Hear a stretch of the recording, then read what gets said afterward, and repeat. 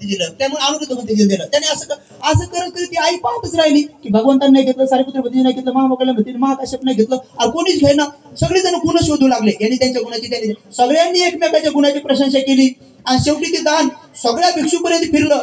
आणि जो नवा भंतेजी होता, नवखा भंतेजी, त्या नवख्या भंतेजीला भेटलं. महाप्रजापती गौतमी एकदम नाराज झाली. अर्बुदाला नाही भेटलं बघा, सारिपुत्र भंतेजी भेटायला पाहिजे होतं.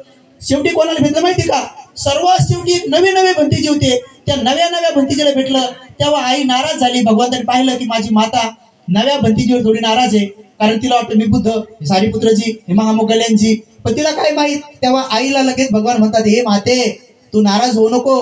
तू आज बुद्धाची बी पूजा केली, सारिपुत्रजीची बी पूजा केली, महामोगल्यांची पूजा केली, आग्रह असलेले रुद्धिवानाची बी पूजा केली, प्रज्ञावानाची पूजा केली, अल्पइच्छेकवाल्याची पूजा केली, धुतांगधारीची पूजा केली. एवढंच नाही तर तू विनय पालन करणाऱ्या उपालीची पूजा केली, सगळ्या गुणाची पूजा केली म्हणे. पण त्या नवख्या भंतेजीवर नाराज होऊ नको, कारण ते काही साधे सुधे भंतेजी नाही, ते येणारे आर्य मैत्री बुद्ध आहेत म्हणे. त्यामुळे तुम्ही त्या नवख्या भंतेजीला काय समजता? समजा नवख्या भंतेजी म्हणजे येणारे आर्य मैत्री बुद्ध म्हणजे बाबासाहेबाला तेव्हा ताण देऊन बसलेत महाप्रजापती गौतम. तुम्हाला काय संधी आहे? ते तर तेव्हा दिलंय तिथं बुद्धाच्याच काळात.